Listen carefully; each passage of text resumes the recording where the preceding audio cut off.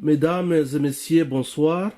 C'est un plaisir de vous retrouver encore une fois dans l'émission 10 questions pour comprendre la politique de l'ère en République démocratique du Congo. Mon invité ce soir par téléphone est Monsieur Delphin Cubois, un leader incontournable de la politique en République démocratique du Congo. Il porte plusieurs chapeaux. Il est ingénieur professionnel, expert en informatique et en gestion des projets, directeur en informatique au ministère des technologies de l'État de Californie à Sacramento aux États-Unis d'Amérique et enseignant à temps partiel au département d'informatique dans quelques instituts supérieurs en Californie. Président honoraire de la communauté congolaise de Californie du Nord aux États-Unis d'Amérique. Il est marié et père de famille.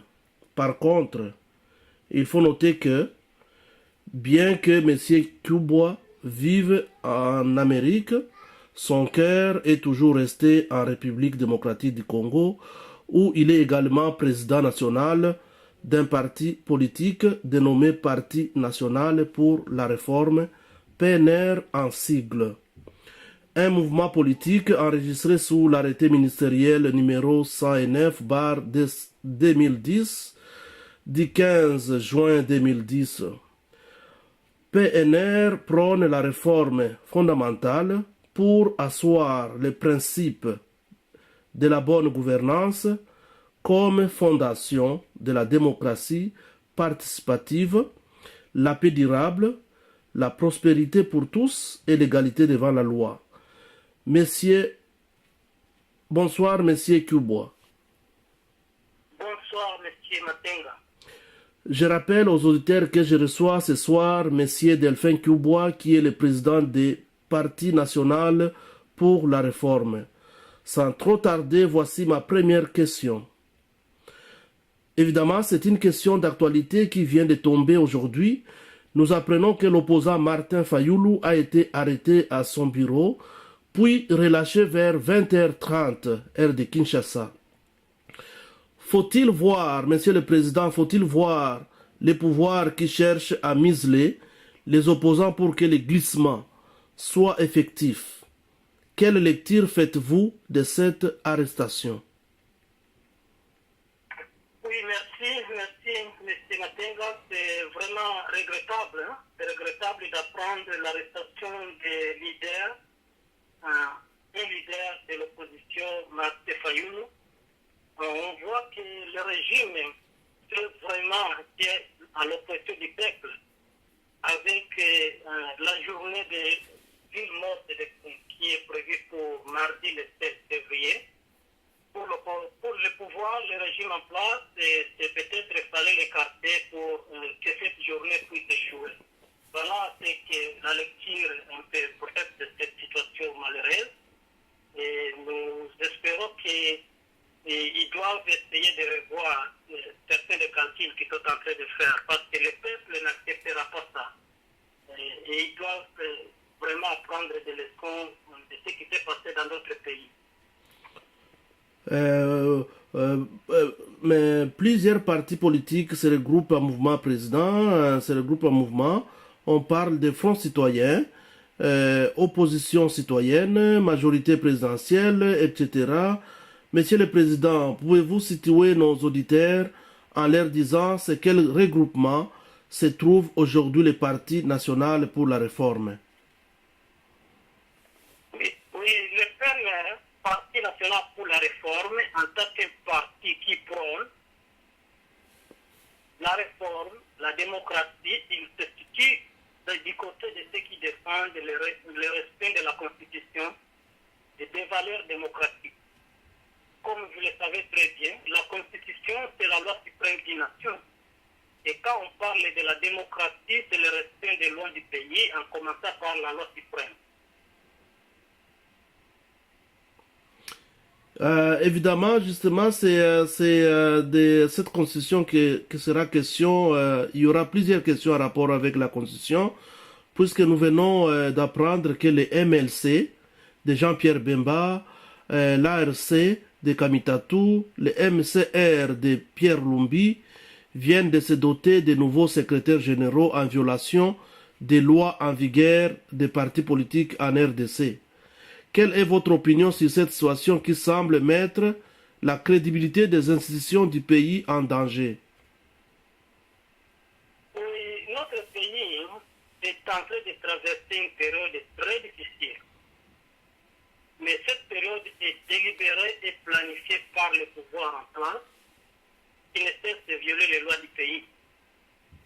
Tout ce parti-là, ce parti politique en double créé récemment en violation des lois en vigueur des partis, ils ont comme objectif d'anéantir l'opposition. C'est une situation vraiment qui démontre la malhonnêteté ou la tricherie politique de la part des dirigeants, bien sûr au bénéfice des raïstes qui en tirent le profit. Aujourd'hui, on essaie de nous distraire, on essaie de distraire le peuple que Raïs va respecter la Constitution. Mais devant ce genre de tricherie ou malhonnêteté politique, comment peut-on vraiment croire à une bonne foi, une bonne volonté de Raïs de respecter la Constitution? C'est difficile. La société humaine est régie par des règles. Et lorsqu'on ne veut plus respecter la loi suprême du pays, on veut tendre vers une dictature plus que celle qu'on a connue de Maréchal Mobutu. C'est regrettable qu'il y ait des gens qui soutiennent cette dictature en perspective. Justement, c'est vraiment une période difficile qui marque la fin du règne de Joseph Kabila. Et puis la constitution de la RDC stipule deux mandats et pas plus. Apparemment, il semble qu'il n'y en aura pas d'élection en novembre 2016 comme initialement prévu en raison de manque de moyens. Devant cette réalité moins convaincante, quelles sont les actions que vous comptez mener pour contraindre les pouvoirs actuels à respecter les délais constitutionnels? Oui, nous sommes en train de mener une lutte très noble. Et cette lutte consiste pour faire respecter la Constitution et les valeurs démocratiques. Nous menons diverses actions juste pour l'intérêt du peuple congolais qui va en tirer profit un jour. À travers nos bulletins PNR, nous contribuons dans le cadre d'informer, sensibiliser le peuple sur les enjeux politiques et les valeurs démocratiques. Vous savez, au pays, toutes les chaînes de télévision, radio nationale sont prises en otage par ceux qui défendent le dialogue. Et ils le font uniquement parce que, pour certains, ils veulent se maintenir au pouvoir dans le but de continuer à piller les ressources du Congo. Et pour d'autres, j'espère qu'à travers le dialogue, ils peuvent entrer aussi au gouvernement pour leurs intérêts personnels. Mais nous sommes en train de défendre les intérêts du peuple. Ce que nous menons aussi sur le terrain, nous menons diverses activités dans le cadre de sensibilisation sur les valeurs démocratiques. Au niveau de la diaspora, récemment, nous avions lancé des initiatives de lettres de pétition individuelles et nous encourageons, nous demandons à nos compatriotes de la diaspora d'imprimer, envoyer ces lettres aux députés, aux représentants dans leur pays d'accueil. C'est vraiment une façon très effective de sensibiliser aussi la communauté internationale sur les dangers en perspective. Et peut-être, à travers ça, nous pouvons épargner notre baie du sang des Congolais. Vous savez, avec ce qui se prépare, tout est possible. Et le pouvoir en place est conscient de ça. Ok. Quant à propos des moyens, on parle qu'il n'y a pas de moyens. Vous savez, ce ne sont pas les moyens qui manquent pour organiser ces élections. On observe beaucoup à travers le pays, on observe beaucoup de missions des mouvements politiques, de sensibilisation de la classe dirigeante, des députés, les ministres. Et si vous comptez les coûts de ces mouvements, de ces déplacements, et le coût de diverses activités de soutien au Raïs qui est à la fin de son mandat, et ça finit dans quelques mois. En plus, le coût d'organiser les dialogues qu'on nous parle, et essayer de combiner tous ces coûts, c'est presque autant, plus que l'organisation de l'élection présidentielle. Donc, il n'est pas question de coûts, c'est juste une raison moins convaincante. Et nous mener une lutte pour le respect de cette constitution des valeurs démocratiques.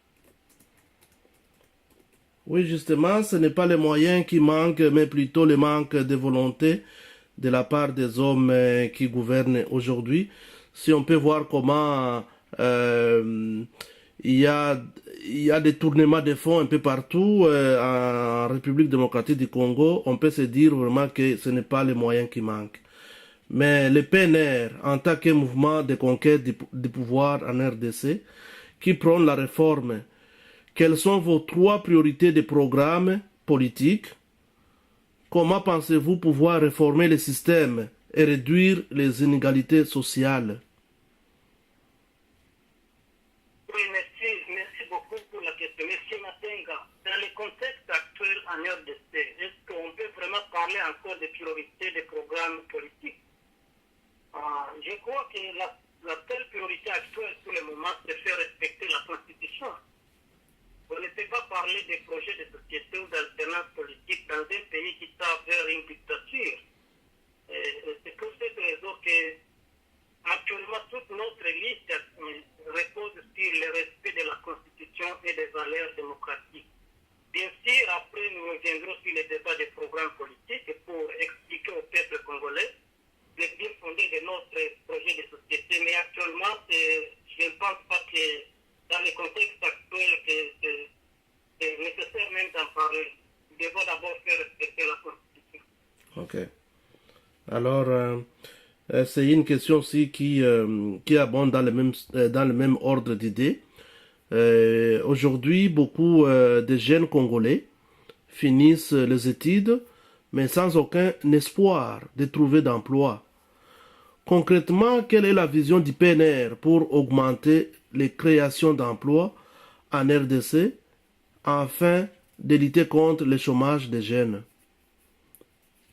Oui, c'est encore une question qui peut-être se cadre dans le même sens des projets de société, mais ce que je peux seulement dire, que c'est vraiment dommage que malgré les ressources et les potentialités que regorge la RDC, les jeunes Congolais finissent les études pour embrasser le chômage sans aucun espoir de sortir. C'est regrettable. Les parents ils sont appauvris pour faire étudier leurs enfants, mais tous leurs rêves sont bloqués. Selon certaines sources, on estime actuellement que 80% des jeunes sont en chômage. C'est-à-dire, nous parlons ici de 8 sur 10 jeunes qui prouvent qu'ils n'arrivent pas en chômage en RDC. Et donc, c'est vraiment déplorable. On a besoin d'une vision politique. On a vraiment besoin d'une nouvelle vision politique pour essayer de changer ça. Cela ne peut provenir que d'une alternance politique. Il faut une nouvelle vision pour des mesures socio-économiques qui sont capables d'améliorer le climat des affaires. Et quand on ne peut pas améliorer le climat des affaires pour attirer les investisseurs capables de créer d'emplois, nous serons même à 100% de chômage. Et il faut encourager les initiatives privées des Congolais. Au pays, à l'extérieur, nous vivons les réalités où les pouvoirs en place, quand on parle des Congolais de la diaspora, ça leur dit quelque chose. Bon, c'est pas là. Et ils oublient ce qu'ils peuvent apporter pour le pays aussi. Il faut aussi évaluer sur certaines mesures qui sont en place. Et ils sont en place, mais ils ne favorisent pas la création d'emplois.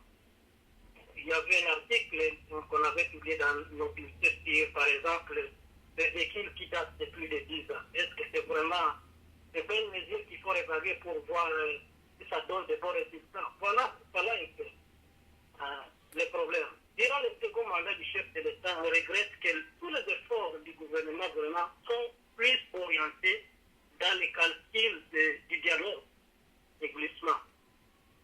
C'est ainsi qu'on constate souvent que le gouvernement demeure déconnecté de certaines réalités quotidiennes des Congolais. C'est déplorable, mais je crois que le régime se trompe que tous ces jeunes Congolais qui finissent les universités et embrassent le chômage, ils sont dotés de beaucoup d'énergie, de capacités, de créativité, de talent, mais ils ne sont pas capables de s'assumer pour définir leur destin, comme partout ailleurs. Nous avons pas mal d'exemples dans ce cas. On a vu que le chômage, surtout vers la jeunesse, c'est une bombe à retentissement. Est-ce que cela peut faire une exception en RDC? Attendons voir. Et puis une crise de légitimité secoue la République démocratique du Congo depuis plus d'une décennie. Qu'est-ce que le PNR pense apporter comme solution politique à cette situation qui perdure en République démocratique du Congo? Oui, cet octobre de cette année, ça va marquer 20 ans depuis la première guerre dite de libération. Mais il faut aussi noter que 15 ans de ces 20 ans, c'est tout le régime du candidat Joseph Kabila. Donc, et la crise est toujours là. Vous comprenez la suite. C'est dommage qu'après les 15 ans la tête du pays, on peut vraiment réduire. Il veut réduire son propre bilan à zéro. Non seulement son bilan, mais tous les efforts consentis par tous les Congolais et la communauté internationale pour une paix durable en RDC. Aujourd'hui, on observe une volonté vraiment délibérée, planifiée et déterminée de replonger le pays dans un chaos politique. Et pour quel objectif? Juste uniquement parce qu'on cherche à se maintenir au pouvoir légalement et qu'on sait que ça va créer une crise politique inutile et évitable. On vient de doter la CENI de moyens nécessaires pour organiser les élections. Le gouvernement investit dans des équipements de répression. Ce qu'on constate, récemment à Kinshasa, on a installé des caméras un peu partout dans la ville. Mais toutes ces acquisitions-là n'étaient pas budgétisées en 2015. Et pourtant, le budget 2015 prévoyait environ 260 millions pour les élections locales, municipales, provinciales, mais aucune n'a été organisée. Où est parti tout cet argent? C'est là la question qu'il faut se poser. Une fois dans l'histoire de ce régime de 15 ans, on a dernièrement majoré la peur des militaires et des policiers. Vous comprenez un peu la suite, ou bien la priorité du régime. Le pouvoir vient aussi d'imposer aux sociétés de téléphone d'enregistrer tous les utilisateurs pour bien les traquer les gens. Donc c'est vraiment déplorable. Devant cette situation, le PNR se réserve pour le moment de diffuser ce qu'il compte apporter comme solution et ses moyens d'action. Ça serait donner davantage au régime la chance de se préparer en conséquence. Vous voyez, quand l'opposition avait bien dit si les élections ne sont pas organisées dans les délais, on va faire ceci. Et ils se sont préparés en conséquence. Il faut installer des caméras partout. Il faut majorer la force des militaires. Donc, ce n'est plus le moment de diffuser des plans, ce qu'on peut faire. Mais au moment où porter le peuple aura notre vision sur comment changer les choses. À vous attendre parler, Monsieur le Président, vous êtes anti-dialogue. Pourquoi pensez-vous que le dialogue politique souhaité par la classe politique proche de Joseph Kabila n'est pas indispensable pour organiser les prochaines élections apaisées en RDC? Rappelons qu'en 1999, quand le pays était déchiré par une guerre, les hommes politiques de la RDC ont dialogué pour trouver des solutions aux problèmes qui secouaient le pays. Pourquoi seulement aujourd'hui que vous croyez que le dialogue est mauvais? Oui, comme vous le savez, en 1999, le pays était déchiré par une guerre, ce qui n'est pas le cas aujourd'hui. Il n'y a aucun problème non prévu par la Constitution qui se pose actuellement, ou qui nécessiterait qu'on aille en dialogue plutôt qu'organiser les élections dans les délais constitutionnels. Quand on parle de manque de moyens, s'il n'y a pas de moyens, qui est responsable réellement? Il y a 15 ans depuis que Raïs a été élu. Il savait qu'il y aura élection encore en 2016. Et qu'est-ce qu'il a fait?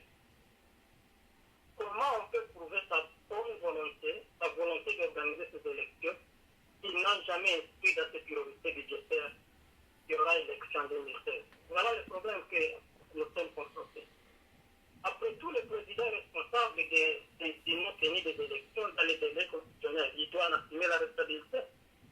La question qu'on peut se poser, c'est de savoir est-ce que le dialogue, c'est pour aller partager cette responsabilité avec le président ou pour aller les dédouaner. C'est vraiment difficile. Aide-moi peut-être à comprendre ce qui vient faire le dialogue dans ce cas. Il n'y a pas de crise.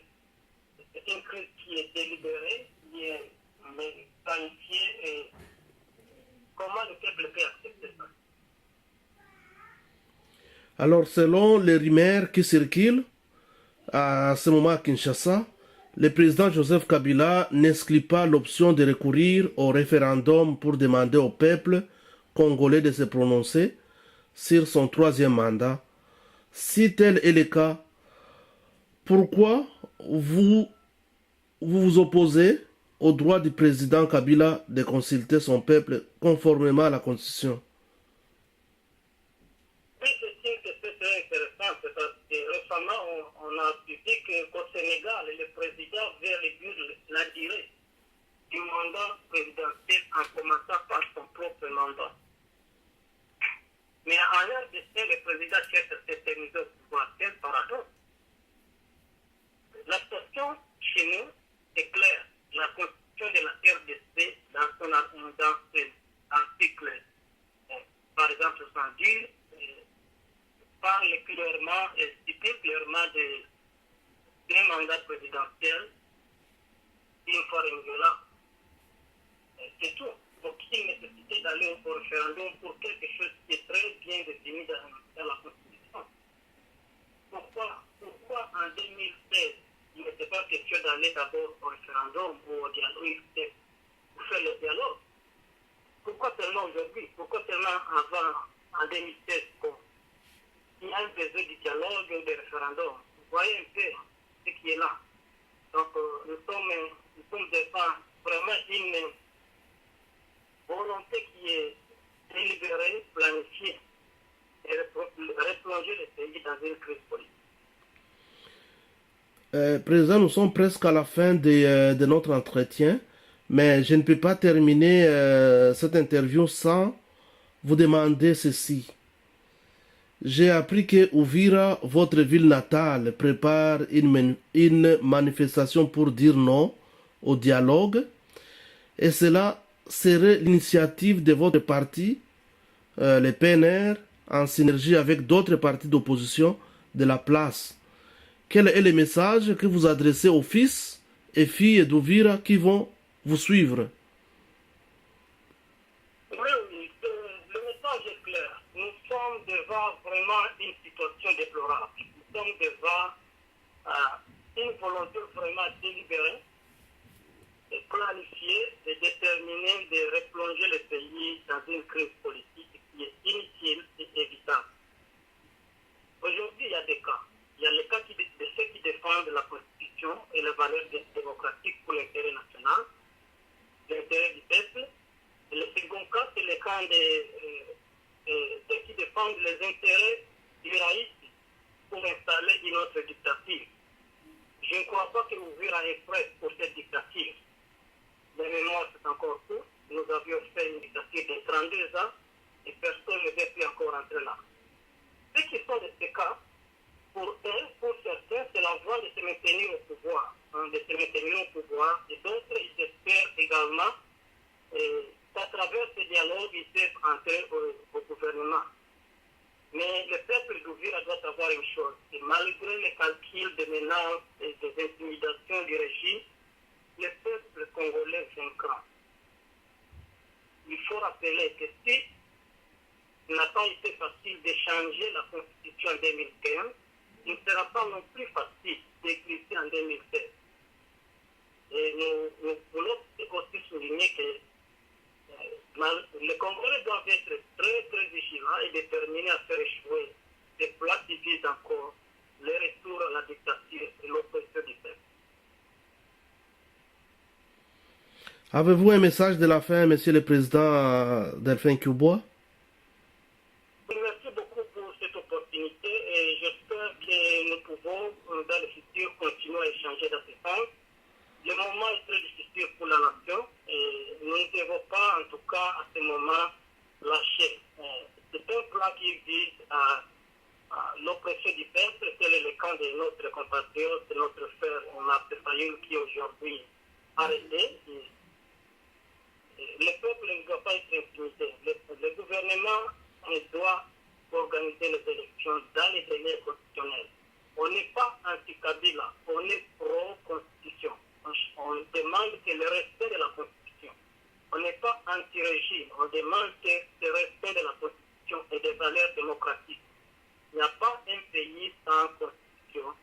Il n'y a pas un pays où un individu ou un groupe d'individus peuvent changer la constitution n'importe quand il est. Ce n'est pas possible. Merci. Je vous remercie, monsieur Delphin Cubois, et je rappelle à nos auditeurs que nous recevions aujourd'hui dans notre émission 10 questions pour comprendre la situation politique de l'ère en RDC, le président de PNR, le Parti national pour la réforme. Merci. C'est moi qui vous remercie.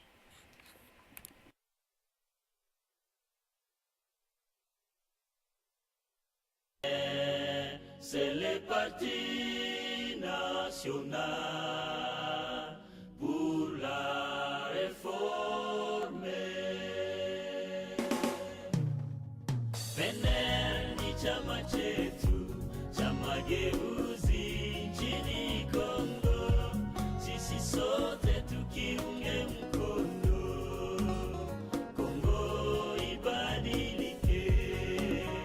PNR ni chama chetu cha mageuzi nchini Kongo, sisi sote tukiunge mkono, Kongo ibadilike. Ni miaka mingi sana Wakongomani tunateseka, nchi yetu imejaa mali na utajiri wa ajabu, sababu ya utawala mbaya. Wakongomani ni masikini, wakati sasa umefika wa mageuzi na maendeleo. PNR ni chama chetu cha mageuzi nchini Kongo, sisi sote tukiunge mkono, Kongo ibadilike. PNR ni chama chetu cha mageuzi